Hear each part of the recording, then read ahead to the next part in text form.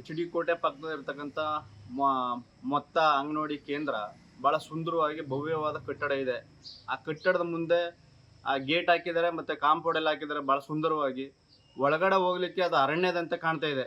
ಗಿಡ ಗಂಟೆಗಳೆಲ್ಲ ಬೆಳೆದು ಭಾಳ ಮಕ್ಕಳಿಗೆ ಹೆಚ್ಚು ಕಡಿಮೆ ಆಗಿ ಚೇಳುಗಳು ಹಾವುಗಳೆಲ್ಲ ಕಚ್ಚಿದ್ರೆ ಯಾರು ಹೊಣೆ? ಸರ್ಕಾರ ಹೊಣೆ ಆಗುತ್ತಾ ಅಥವಾ CDP ಇಲಾಖೆ ಹೊಣೆ ಆಗುತ್ತಾ? ಅಥವಾ CDP ಇಲಾಖೆಯಲ್ಲಿ ಹಣ ಇಲ್ವಾ ಗಿಡ ಗಿಂಡಗಳನ್ನ ಕಡಿಸ್ಲಿಕ್ಕೆ? ಅಥವಾ ನಾಗನಹಳ್ಳಿ ಗ್ರಾಮ ಪಂಚಾಯತಿಲಿ ಹಣ ಇಲ್ವಾ? ಮತ್ತು ಈ ಅಂಗನವಾಡಿ ಮೇಲ್ವಿಚಾರಕಿಯವರು ಇದ್ದಾರೋ ಇಲ್ವೋ, ಮತ್ತು ಸಹಾಯಕಿಯರು ಇದ್ದಾರೋ ಇಲ್ವೋ ಗೊತ್ತಿಲ್ಲ. ಅವ್ರ ಮಕ್ಕಳು ಇದೇ ರೀತಿ ಅಂಗನವಾಡಿಗಳಿಗೆ ಅಥವಾ ಸ್ಕೂಲ್ಗಳಿಗೆ ಕಳಿಸ್ತಾರ?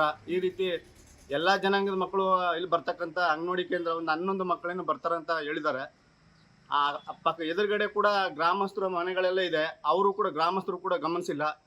ಅವ್ರ ಕೈಲಿ ಆಗುತ್ತೋ ಇಲ್ವೋ.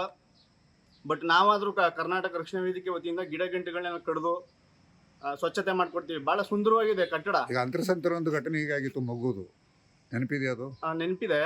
ಈಗ ಕಳೆದ ಸ್ವಲ್ಪ ತಿಂಗಳ ಹಿಂದೆ ಮಗು ಒಂದು ಅಂಗನವಾಡಿಲಿ ಹೋಗಿ ಸಂಪಕ್ಕೆ ಬಿದ್ದು ತೀರೋಯ್ತು. ಮಗು ಏನೋ ತೀರೋಯ್ತು, ಮತ್ತು ಕೇಸು ಏನೋ ಆಯಿತು. ಈಗ ಮಗು ಪ್ರಾಣ ತಂದು ಕೊಡೋಕ್ಕಾಗುತ್ತಾ? ಕೇಸ್ ಏನೋ ನಡೀತದೆ, ವರ್ಷಾನುಗಟ್ಟಲೆ ನಡೀತದೆ. ಮಗು ಪ್ರಾಣ ಅಂತೂ ಕೊಡೋಕ್ಕಾಗಲ್ಲ ಅವ್ರ ತಂದೆ ತಾಯಿ ಪೋಷಕರಿಗೆ. ಹಾಗಾಗಿ ಈ ಕೂಡಲೇ CDP ಇಲಾಖೆ ಆಗ್ಬೋದು ಅಥವಾ ನಾಗನಹಳ್ಳಿ ಗ್ರಾಮ ಪಂಚಾಯತಿಯವರಾಗ್ಬೋದು, ಇಲ್ಲ ಅಂಗನವಾಡಿ ಮೇಲ್ವಿಚಾರಕಿಯವರಾಗ್ಬೋದು, ಅಂಗನವಾಡಿ ಮೇಲ್ವಿಚಾರಕಿಯವರು ಇದ್ದಾರೋ, ಈ ಅಂಗನವಾಡಿ ಬರ್ತಾ ಇದ್ದಾರೋ ಇಲ್ವೋ ಅನ್ನೋದೇ ಅನುಮಾನ ಕಾಡ್ತಿದೆ. ಅವ್ರು ಬರಂಗಿದ್ದಿದ್ರೆ ಅಂಗನವಾಡಿಗೆ ಬರಂಗಿದ್ದಿದ್ರೆ ಗಿಡ ಗಂಟೆಗಳು ಅವ್ರ ಕಣ್ಣು ಕಾಣ್ತಿತ್ತು.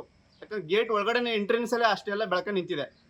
ಅವರು ಅಂಗನವಾಡಿಗೆ ಬರ್ತಿರೋದೇ ನಮ್ಗೆ ಅನುಮಾನ ಅನ್ನೋದು ಕಾಡ್ತಿದೆ. ಹಾಗಾಗಿ ಕೂಡಲೇ ತಾಲೂಕಿನ CDP ಎಚ್ಚೆತ್ಕೊಂಡು ಈ ಸ್ವಚ್ಛತೆ, ಈ ಗಿಡ ಗಿಂಟೆಗಳು ಏನು ಕಾಡಿನಂತೆ ಬೆಳೆದಿದೆ ಅರಣ್ಯದಂತೆ, ಅದನ್ನ ಕೂಡಲೇ ತೆರವುಗೊಳಿಸ್ಬೇಕು. ಆಗಲಿಲ್ಲ ಅಂತ ಹೇಳಿದ್ರೆ ನಮ್ಮ ಕರ್ನಾಟಕ ರಕ್ಷಣಾ ವೇದಿಕೆ ವತಿಯಿಂದ ನಮ್ಮ ಕೈಲೇ 500-600 ಕೊಟ್ಟಿಲ್ಲ, ನಾವೇ ಸ್ವತಂತ್ರ ನಿಂತು ಆ ಗಿಡಗಳನ್ನ ತೆರವು ಮಾಡುವಂಥ ಕೆಲಸವನ್ನು ನಾವು ಮಾಡ್ತೀವಿ.